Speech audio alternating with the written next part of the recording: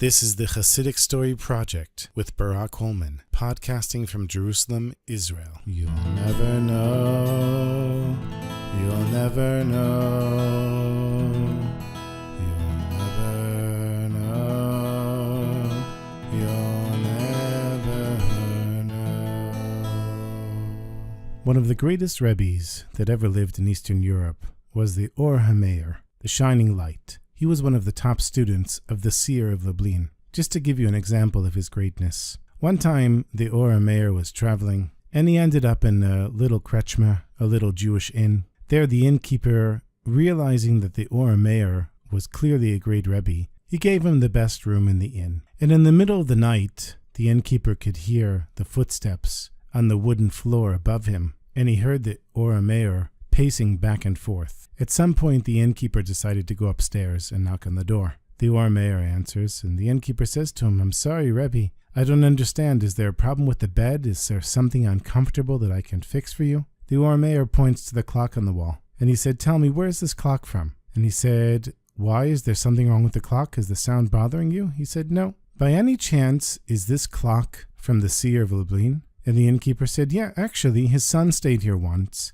and he didn't have enough money to pay for the room, so he offered to give me this clock from his father." And the innkeeper wanted to know, how does the Or HaMeir know that this clock is from the seer of Lublin? So the Or HaMeir said, "A regular clock, it goes tick, tock, and as each second passes, you feel like your life is passing by. But this clock, every time I hear it click and tick, it reminds me that Mashiach is closer. And with a clock that's counting down the moments until Mashiach comes, how could you possibly sleep at night?" One day, the holy Or HaMeir tells his driver that he wants to go to a particular town that he'd never been to before. The driver takes him there, and as he's coming into town, a welcoming committee hears that the Or HaMeir is coming to their town, and all of the city officials come outside to meet him. But before he comes into town, he stops with his driver a little bit on the outskirts. He's clearly looking for something, and then he spots it. There's somebody standing under a tree, smoking a pipe.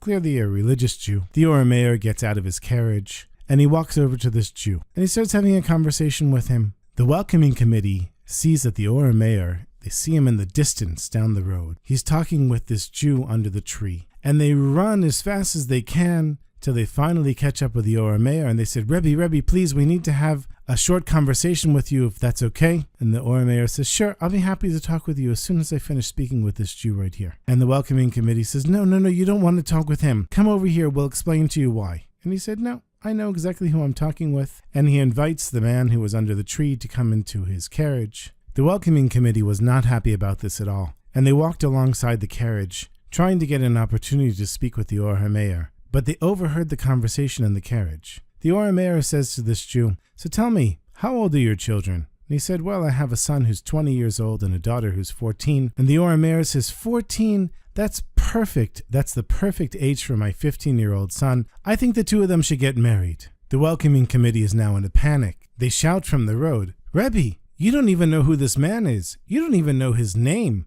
And you already want to marry off your son to his daughter? He's the most despicable person in town. Nobody wants anything to do with him. Rebbe, what are you doing?" The Rebbe said, "I'm a good judge of character, and I can see that this is a fine man." But the welcoming committee wasn't having anything to do with it. They said, No, you don't understand. You don't understand, Rebbe. Enough of this. I'll tell you what we're going to do. We're going to meet tomorrow in the town hall, and you invite 20 kids from the town. They're going to have donuts on one side of the room, and this man on the other side of the room. And we'll see what the kids do, because everybody knows that children are a great judge of character. And if there's something wrong with this guy, they'll leave him alone. So the welcoming committee agrees, and the next day they have the donuts lined up, and they're standing near the donuts. And they have this guy standing in the corner, and he's smoking his pipe.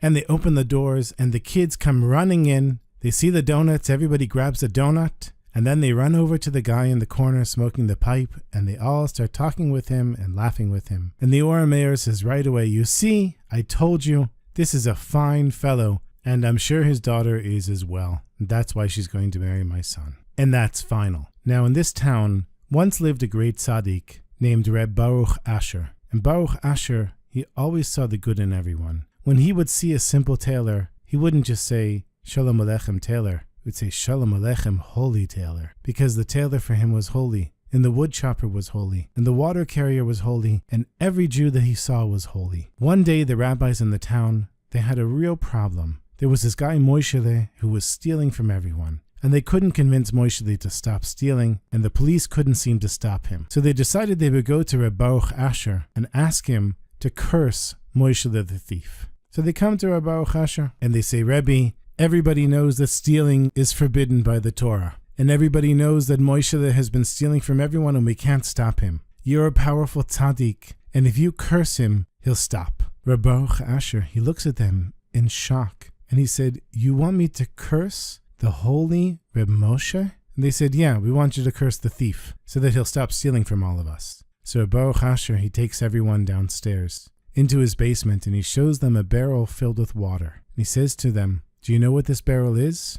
They said, no. What, some collection of water? Reb Baruch Asher said, these are the tears that I have cried for years and years, begging Hashem that I should never see the evil in another person, and all the more so, a fellow Jew. And you want me to curse this thief? Many months passed, and the wedding was about to happen. The Mayor came back to the town, and before the wedding, he decided to visit the widow of Reb Baruch Asher. He walked into her house, and she said, welcome, Rebbe. Come, please sit down. Because, of course, she knew the Mayor. She said, Mazel Tov on the wedding, that your son is marrying this wonderful man's daughter. And he said, a wonderful man. How come you don't speak about him like everyone else in town? She said, everything happened exactly like my husband said that it would. And the Mayor said, please tell me what's going on. Reb Baruch Asher's widow, she said many years ago, for whatever reason, people decided that they just didn't like this guy, the father of the daughter who's going to marry your son. And they made up rumors about him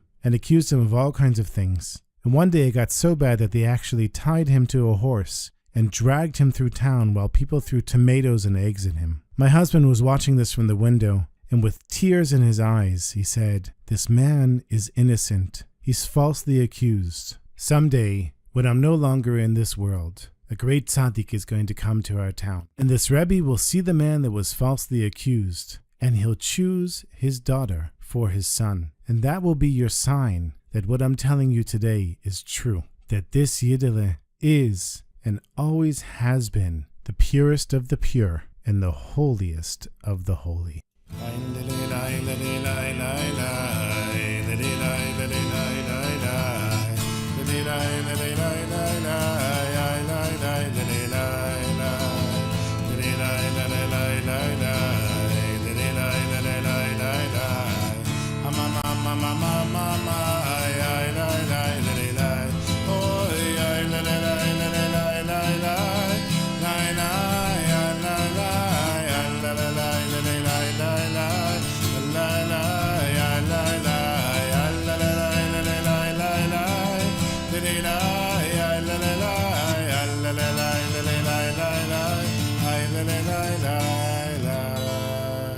I want to thank the new supporter of this podcast, the Levitt family, and everyone else who's supporting it. And you can also be a supporter. All you have to do is go to Chassidicstory.com, HASIDIC story.com. And there, once you sign up as a supporter, you'll get exclusive stories here from Jerusalem, stories that will warm your heart and make you smile and laugh, stories that I'm only giving to people that support the podcast. And I would love to have you as part of that inner circle. Wherever you're listening to this podcast, please make sure to leave a review. It makes a big difference and helps me to rank higher on iTunes, Stitcher, YouTube, Facebook, wherever it is. And please share it with your friends. I want to spread the light. I want more people hearing the stories, and I need you to do that. So thank you very much, and I'll see you on the next story.